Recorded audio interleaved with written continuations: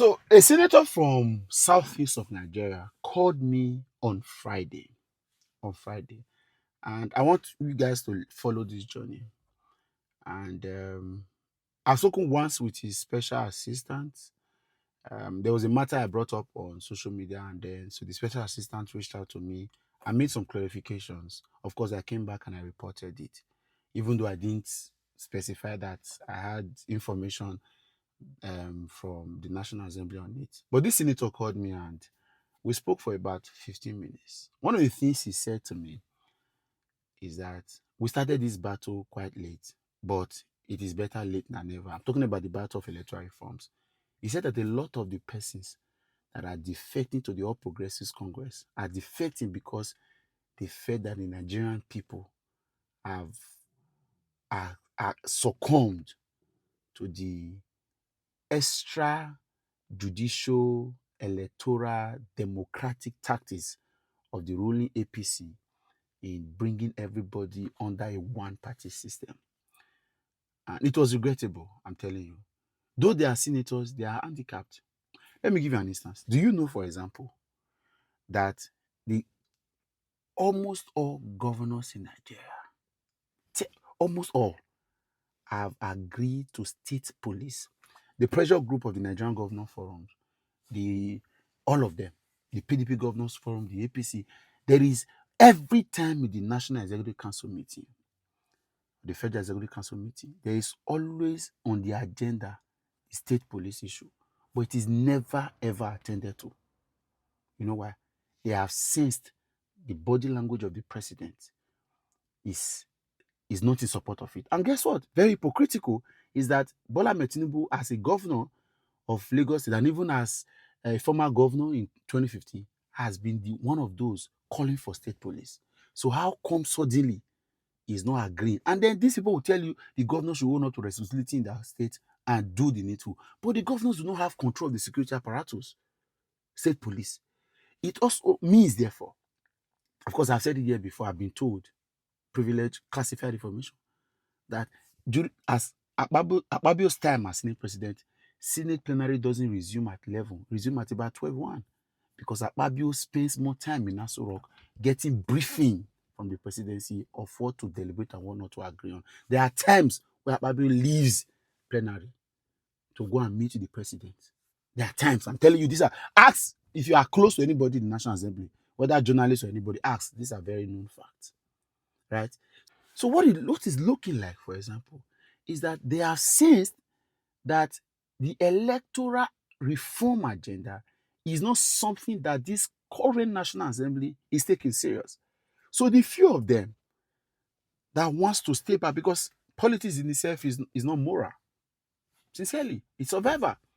Whether you have, sometimes the most important thing for these people, according to the senator, is providing dividends of democracy for their people. Whether or not the platform they use may be important, may not be important, all of this can be argued, but it's not a moral thing. So what can I do to be able to stay back in office to provide this platform? So they are running for survival. I don't know if you get it. So if we had started to push, in fact, it was a mistake we made. Immediately 2023 general elections ended, the next most important thing was to start to push for electoral reforms. If we have started to push, all of these National Assembly members, lawmakers, governors defecting now, they would not have defected, because they will not have a chance to have a better elections. Even if they still have their own reservations to having INEC being independent enough.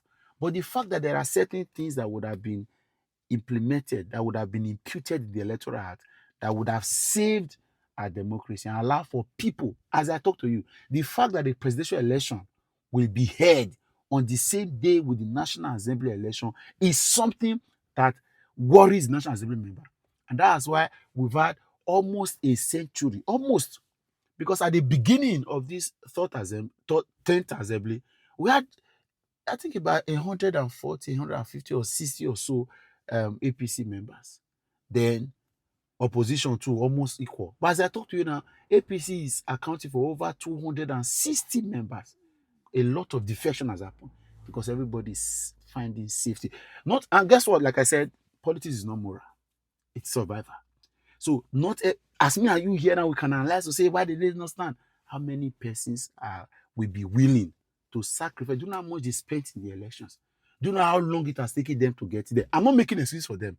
I'm saying this is enough for us to not allow the. Guess what? Since we started the Electoral Act pushing, electoral reform pushing, I just see massive defections happening. And it's going to reduce as long as the Nigerian people continue to stand for the electoral reforms to happen. The Nigerian people must not allow this die. The Nigerian people must not allow this to end. We must push for the electoral reform. The safety of our democracy is in our hands. The safety of our institutions is in our hands. And that's why the APC guys are not supporting it, because it is a direct affront of their own political strategy to ensure that they cajole people to saying that if you don't come, you lose your election. So there is no other better time to stand for these electoral reforms, because it is not just going to give us a chance to force the government to work. It's also going to save our institutions from imminent collapse. Nigerians, this is a message I'm about to pass. Guys, this may not be a total truth from the angle of the person. There may be other variables, other factors, other dynamics. But I could hear that the Nigerian political, a lot of politicians are also being captured. Some of them are in cage. Some of us are freer. There are a lot of these guys who are in offices in Nigeria.